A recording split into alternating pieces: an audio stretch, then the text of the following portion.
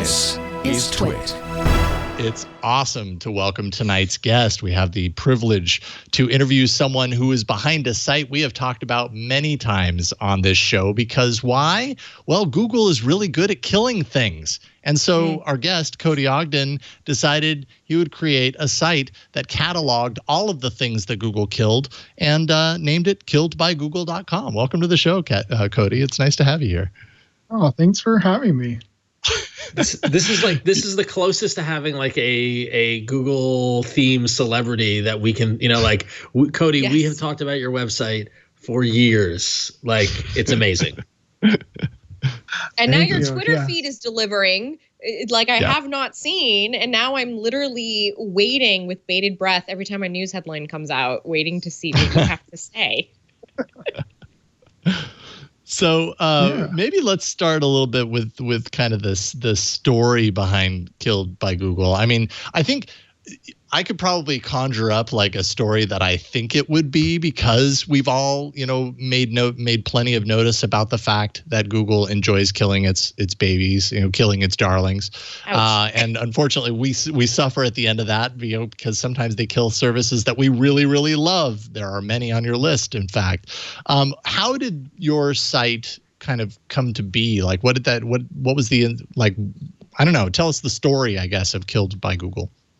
Yeah, I mean, the story is pretty straightforward. I mean, back in 2018, Google announced that they would be shutting down Inbox by Gmail, which was kind of an alternative Gmail user interface. And I was very, very upset. Me Inbox too. was the tool that I felt like I finally had a, handle on my email. And shutting that down really, really made me mad. So I was joking with some friends about it, to cope. And I said, is there even a good graveyard for Google stuff? What if we made killedbygoogle.com? And then I spent a Saturday making it. And I mean, that's the story. And it's just gone crazy since then. Contributors from around the world have really helped research and put this whole site together. And I thank every one of them for that too. I wondered about that because, I mean, just like looking at the site right now, let's see here. It's more than 200. It's 220, it looks like, apps being tracked as on the chopping block, which, as you see at the very top of the list, is signified by suddenly I forgot the name of this thing. But the guillotine, there you go, guillotine. So the guillotine means it's on the chopping block.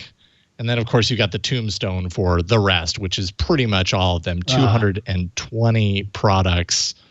But I guess one of my questions for you, since you've been, kind of following this and everything, this has to be what most like major corporations, major companies that have many products, like, is this indicative of just how it is to run a business where you're iterating fast and all that kind of stuff, or is Google just very particular about their habitual kind of like return to the let's kill this product thing? Yeah, I mean, it's funny to hear people talk about other companies like Microsoft or Apple. All of them have a very similar history with, what I call product churn, where they've, launched something. Maybe it's reached its end of life. Maybe it just didn't quite work out and didn't find a market fit. So they decide to kill it.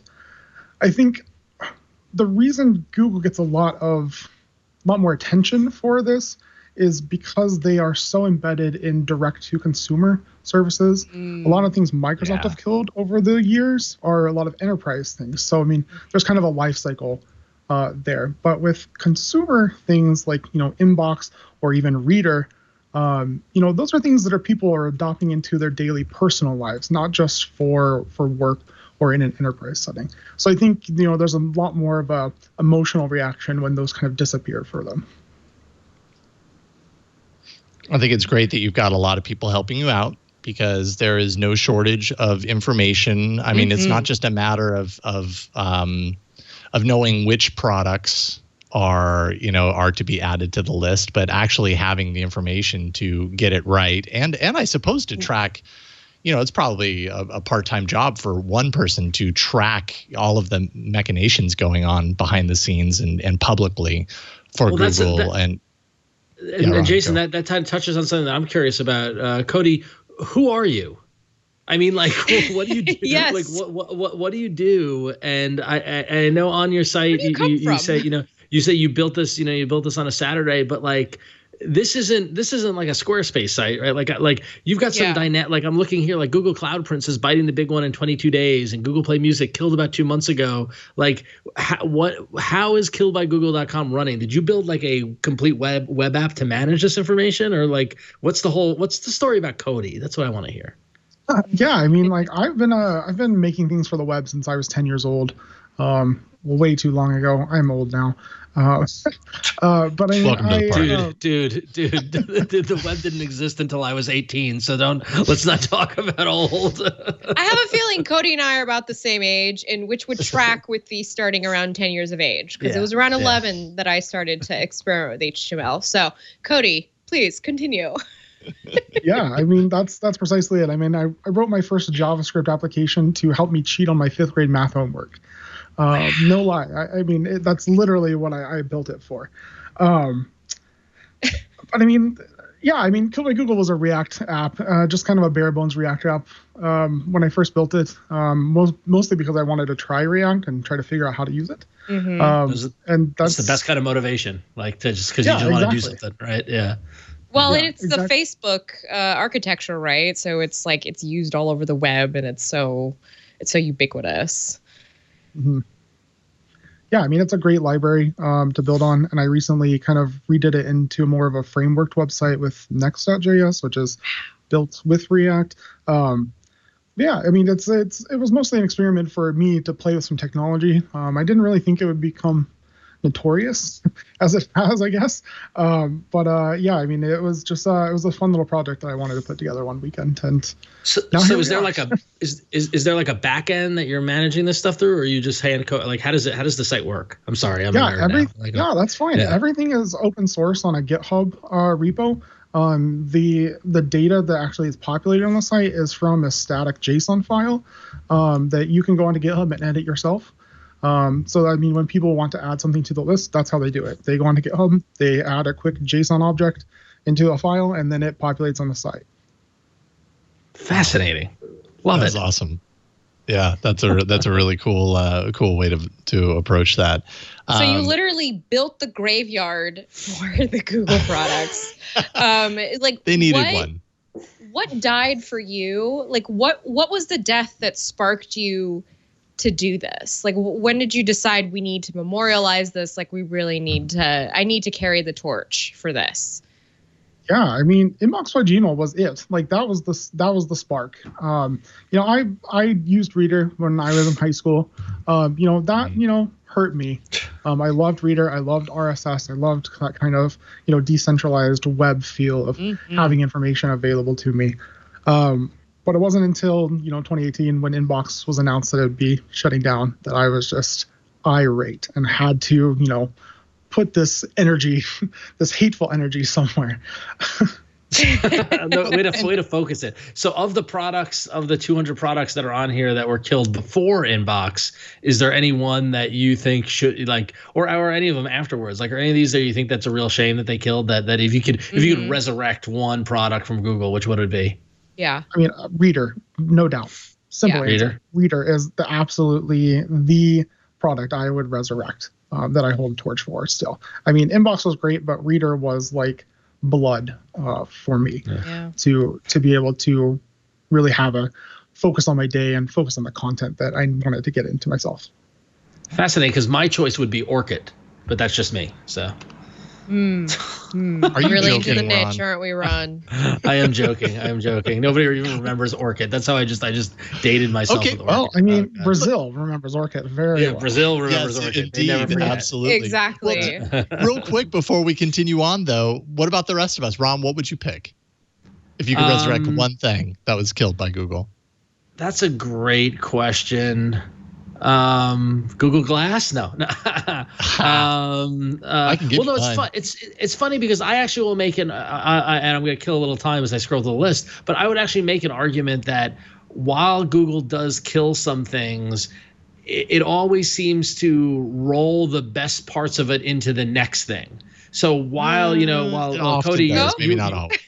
you were upset by the death of Inbox, but Gmail benefited from the death of Inbox, right? Did it though? Did it? Yeah, I'm totally with Inbox you, Cody. died, so I'm not Gmail sure. Yeah. Like, maybe eventually it will, but not completely, not yet. No. And I know the body is still warm, but I probably would as of right now still have to say Google Play Music is the one that has got me the most upset most recently, that I would bring back just because that body is so warm they haven't cleaned up the crime scene yet. So it has triggered a domino effect in our lives that I cannot peel back. So I don't know. Flo, what about you? What would you resurrect? I mean, I think I agree with Cody about Google Reader, just because it's, I was even like reading today about how Substack is the next Google Reader, and just thinking about how important it is to have sort of a decentralized part of the internet. Like, we don't have that anymore. And I feel like when you look into some of the things that Google has killed off, you really start to see, like, I think, Cody, the great thing about this project that you're doing is that it maps for us a timeline, the way the web has sort of grown, but then it's morphed into this thing that, not to say hyperbole here, but that we don't have any control over it. It really isn't in our hands anymore. And I wonder if Killed by Google is a little bit of a product of that need to, like, get back a little bit of control, have, a project on the internet. And yeah. Go ahead. I mean, sorry. like, what is a graveyard? I mean, you go and you remember places, right? I mean, that's part of the charm of having this kind of log in one place, is that you go back and people will scroll through and they'll tell me, I forgot I used this. I completely forgot about this project. It was so great. I think that's definitely part of the charm of why Kill by Google kind of works and resonates with people. Mm-hmm. Yeah, indeed. Now, I'm curious. I was just going to say, I would, by the way, just to get mine in, I would agree with you, Cody. Sorry, I would agree with your not your ultimate pick, because I didn't really use Reader as much as everybody else did. But for me, Inbox was the one that stung the most, just because I finally got my email to a point to where, like, I knew what to expect. I didn't have to work too hard for it. It got me and I got it. And I keep waiting for Google to follow through and bring, the bundles and all that kind of stuff to Gmail. And it ticks me off that they haven't done that yet. Sorry, Flo, what were you going to say? Well, Cody, I was going to ask, do you, the New York Times pre-writes obituaries for big-time celebrities. So, do you pre-write any obituaries for big-time Google products? I don't really. I try to not. I try to keep a hard line of speculating early on, because it wasn't. The whole point of this is not to fearmonger necessarily as much as to remember. Yeah. Yeah, it's good to remember, because having it all in one place is so helpful, especially for us. Because when we're like, oh, there was that thing, what was it? And you can scroll through it, having it all there. Yeah. So here's a question I have for you. Have you heard from anyone at Google? Because I would not be surprised if people at Google use your site as much of a resource as we do in referring to their past and things like that. But have you had any contact with anyone at the Big G, at the mothership? In a formal sense, regarding the site, no, I haven't really. I mean, I made a joke earlier this year. One of the Google's recruiters had reached out to me, and I was like, you probably haven't really Googled me, have you? Which is ironic. Right? Yeah, exactly. Yeah. It was very funny. And then, the Googlers I have heard from, they'd say we joke about it, internally. Like, it is a thing internally. It's funny. But I mean, nothing formal, and I don't expect any kind of formal. I mean, you have kind of the Streisand effect at that point. If they acknowledge it, then it's real.